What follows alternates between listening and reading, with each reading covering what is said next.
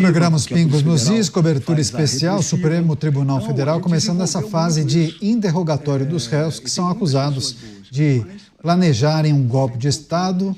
Agora quem fala é Alexandre Ramagem, deputado federal, mas que foi diretor-geral da ABIN, Agência Brasileira de Inteligência, na administração de Jair Bolsonaro. Antes, acompanhamos aqui na Jovem Pan o ex-ajudante de ordens Mauro Cid, interrogado por várias horas, inclusive respondendo aos questionamentos feitos pelo Procurador-Geral da República, pelo ministro do STF, Alexandre de Moraes, além dos advogados dos demais réus. Enfim, a gente vai seguir acompanhando o depoimento de Alexandre Ramagem, sendo questionado nesse momento pelo ministro Luiz Fux, mas também traremos as análises dos nossos comentaristas. Roberto Mota ao vivo aqui com a gente em São Paulo.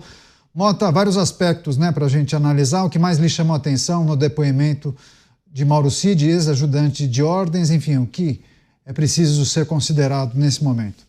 O que a gente viu foi um interrogatório bastante detalhado, fazendo perguntas sobre declarações, sobre ações, locais, documentos, uma tentativa de criar um fio condutor para essa ação, né? No caso do Mauro Cid, eu não vi muita novidade. Mais ou menos tudo o que a gente já sabia. Em vários momentos, o Mauro Cid se posicionou bastante claro, em outros ele não se lembrava das coisas, o que é normal, porque qualquer um de nós tem dificuldade de lembrar de acontecimentos nesse nível de detalhe.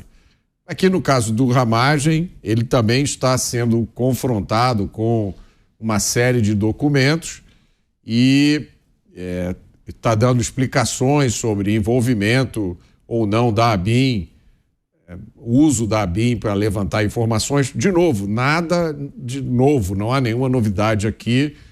E o que a gente fica pensando é onde que esse processo vai levar, né? Onde esse relatório, onde esse interrogatório vai chegar. O país está passando por um período muito confuso.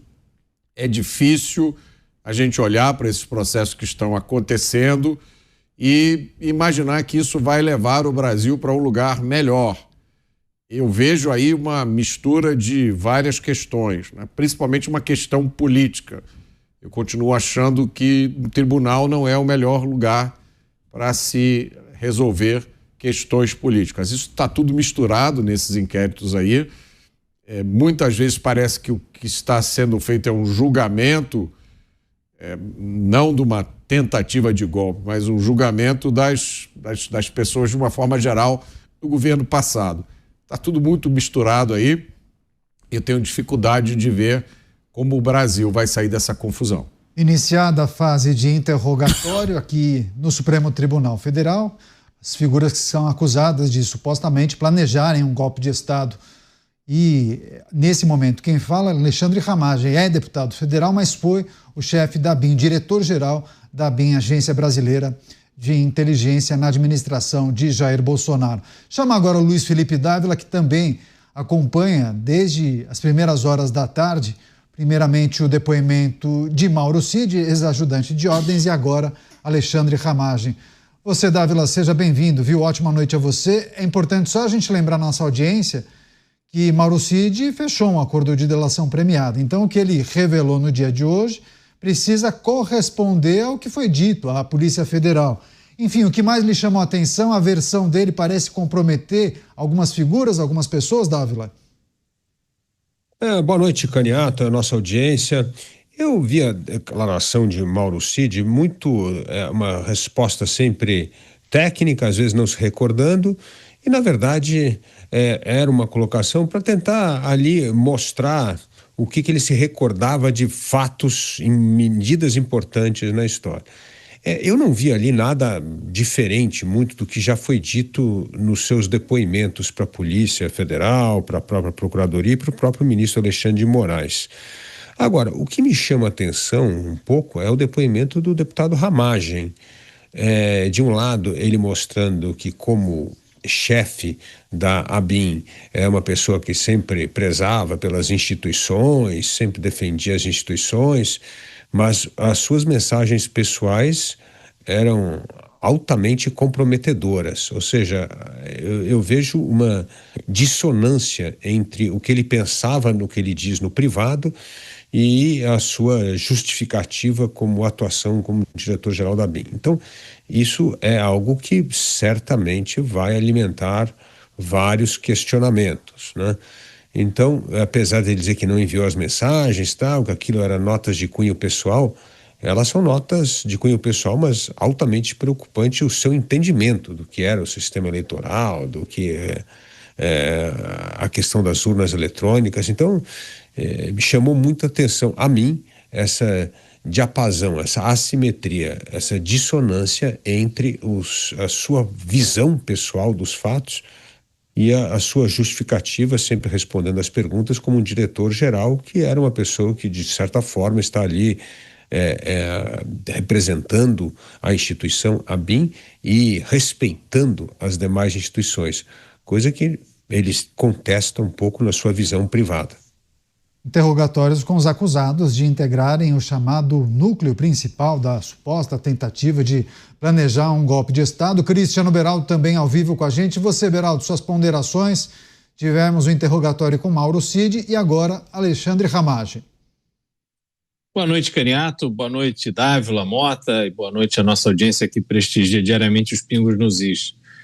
Caniato, eu acho interessante a gente destacar, primeiro no depoimento de Mauro Cid, a sua constante preocupação em não cair em contradição, claramente nervoso no sentido de medir as suas palavras, sempre fazendo um cálculo com aquilo que está na sua delação premiada.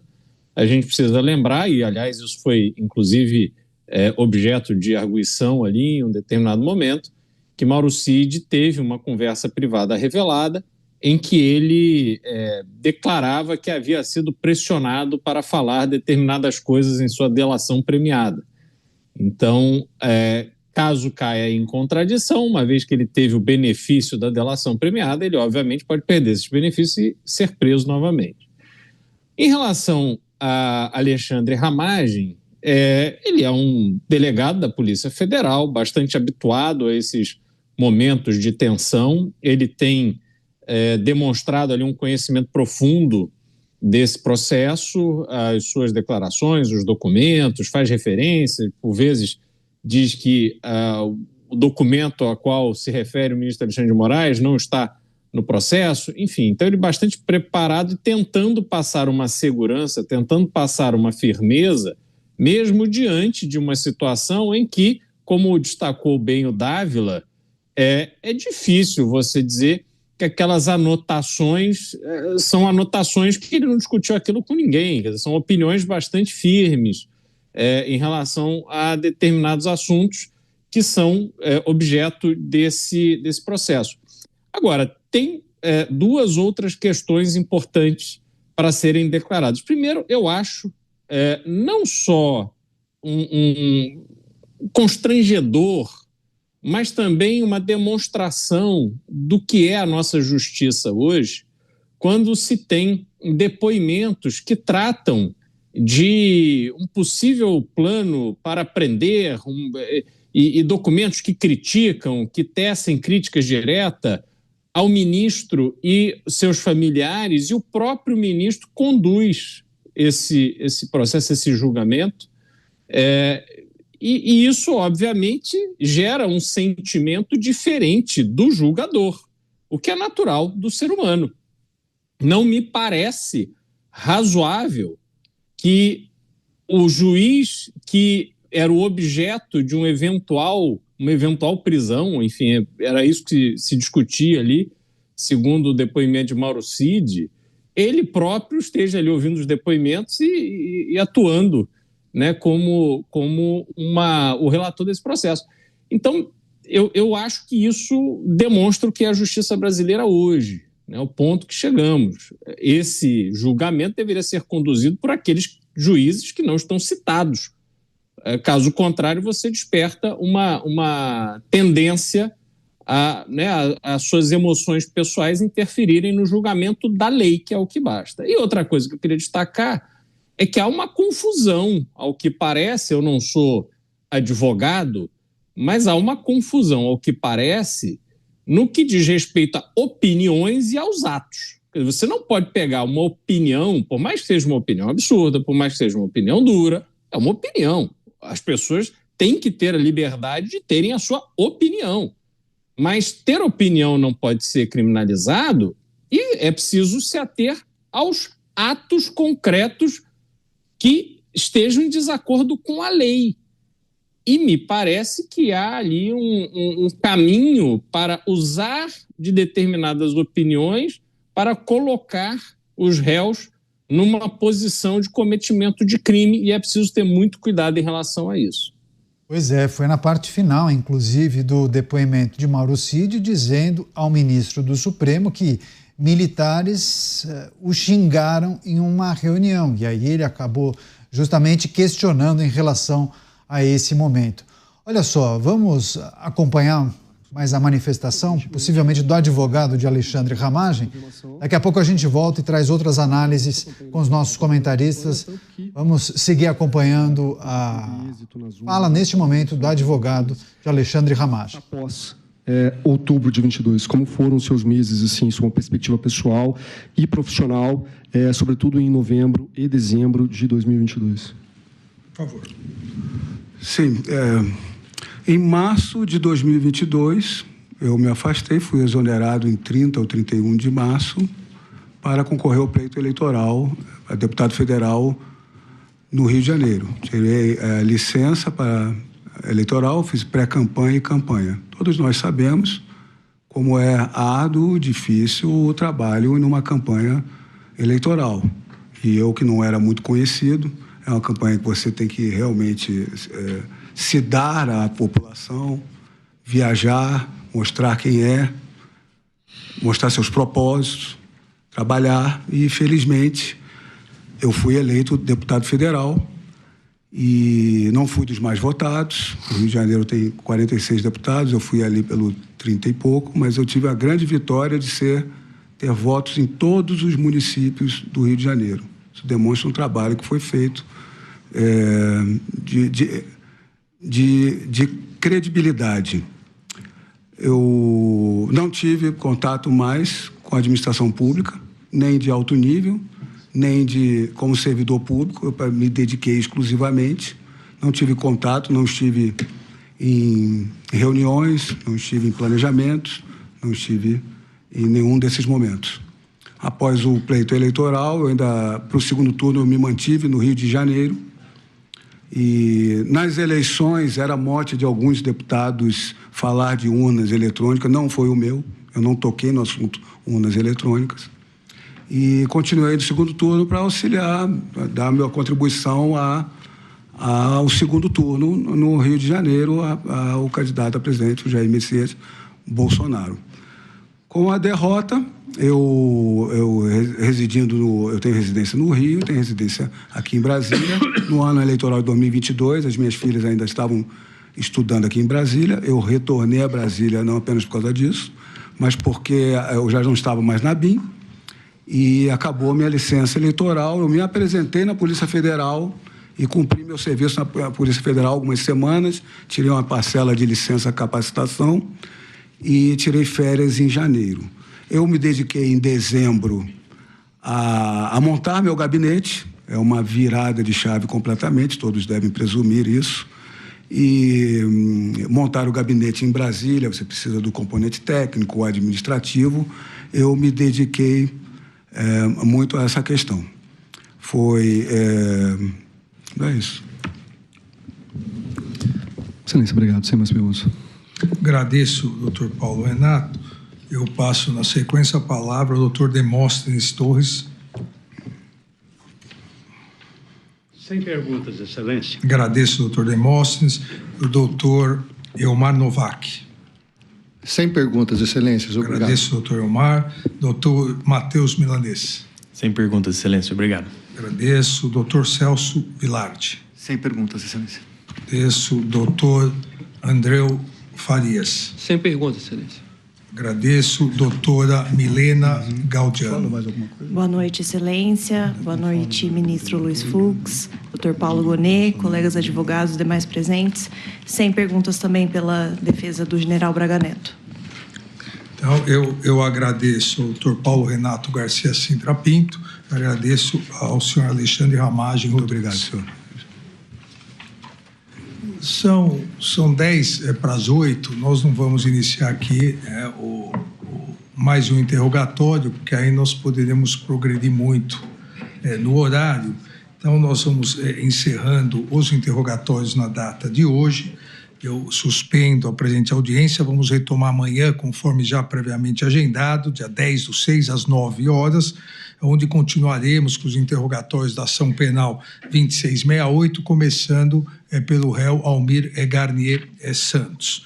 O Ministério Público, partes, advogados devidamente intimados, e como já estamos aqui falando há mais de 3 semanas, nos termos do artigo 405, parágrafo 1º do Código de Processo Penal, a audiência foi registrada no sistema de audiovisual, a mídia e toda a transcrição, tudo será juntado aos autos, então não há necessidade de assinatura. Eu agradeço a todos os advogados a presença, agradeço a presença dos réus, agradeço a todos o doutor... Excelência, obrigado. Agora, senhor, pela ordem, desculpa. Eu entendo que... O senhor conseguiu a sua vaga na garagem? Isso, eu ia iniciar... Entrou tranquilo? Eu ia iniciar agradecendo esse ponto. Muito obrigado por esse ponto. Para nós facilita bastante, porque realmente é complicado a entrada. Encerrado o primeiro dia de interrogatório dos réus que são acusados de supostamente planejarem um golpe de Estado, acompanhamos na íntegra aqui na Jovem Pan News o interrogatório de Mauro Cid, ex-ajudante de ordens, e também de Alexandre Ramagem, que foi na administração de Jair Bolsonaro o diretor-geral da ABIN, Agência Brasileira de Inteligência. Enfim, fizemos aqui um giro inicial, trouxemos as reflexões dos nossos comentaristas. Tem mais alguns aspectos que a gente precisa destacar e debater. Aqui vou até chamar o Roberto Mota, que está com a gente ao vivo no estúdio em São Paulo. Mota, o Beraldo fez um apontamento importante a respeito de algumas informações que foram levantadas por Mauro Cid em relação à pessoa que o questionava. Ele revelou ali informações que eram discutidas em uma reunião e o assunto era o ministro do Supremo Tribunal Federal. E o próprio ministro deu continuidade questionando sobre o teor daquela reunião e o que eles falaram sobre o ministro, né, sobre a própria pessoa que questionava. E ele disse, xingamentos, coisas que possivelmente o senhor já deve ter escutado. Essa relação curiosa, talvez em outros momentos, ou em outros lugares, ou em outras cortes, o jurista talvez se considerasse impedido, né, de tocar aquela audiência. Queria que você refletisse um pouco sobre essa situação. É um ponto muito importante, Caniato. Esse evento que nós estamos testemunhando é, em muitos sentidos, inédito aqui no Brasil. É um evento com repercussões sérias e imprevisíveis. É um julgamento com conotações políticas. É impossível escapar disso. Mais uma vez, é um golpe que não houve. Esse golpe que está sendo julgado é um golpe que não mobilizou soldados, não colocou tanques nas ruas, não prendeu ninguém. Esse é o fato principal. O segundo fato principal é esse que você mencionou. É um juiz julgando um processo de um caso no qual ele seria potencialmente um alvo. Para muitos juristas, isso é absolutamente incompreensível. Pois é, Mauro Cid, ex-ajudante de ordens, disse ao ministro que em uma reunião com militares ele teria sido xingado. E aí o ministro questionou em relação ao tipo de conteúdo que tinha sido debatido. E aí Mauro Cid falou, o senhor foi muito criticado. E aí o ministro, até com um sorriso no rosto, uma certa ironia, perguntou, mas o senhor tem que falar a verdade. E aí Ele disse, mas eu estou acostumado, querendo dizer, fique à vontade, pode trazer a informação que for necessária. E aí, Mauro Cid disse o seguinte, as pessoas criticavam muito o senhor, as mesmas críticas que o senhor recebe, os mesmos xingamentos, de certa forma, passaram por ali. E aí ele finalizou, tinha assim, xingamentos, esse cara é um desgraçado, coisas que o senhor já ouviu bastante, inclusive com fotos de figurinha, memes que são trocados pelo celular, nas redes sociais. Chamar o Dávila para trazer a sua impressão também em relação a esse aspecto que envolve o ministro do Supremo e também os questionamentos feitos sobre essas reuniões que tratavam justamente desse ministro, né? Caniato, é realmente inusitado no Estado Democrático de Direito um juiz julgar um caso no qual ele é uma das vítimas do caso, né? Então isto realmente é algo que chama muito atenção, mas não é a única coisa. Nós já fizemos aqui no programa Pingos nos Is um grande histórico de desvios dos princípios basilares do Estado Democrático de Direito. A história de inquéritos sigilosos por tempo indeterminado, censura impostos em veículos e pessoas, cassação de direitos de manifestação de opinião em redes sociais. Tudo isso são, na verdade, distorções e desvios do que está na Constituição, do que é garantido numa cláusula pétrea, que é o artigo 5º da Constituição, Caniato, no qual nem membros do Congresso Nacional e nem do Supremo podem mexer ou declarar inconstitucional, porque eles são como se fossem os princípios sagrados do Estado de Direito. Ali estão todas as liberdades individuais.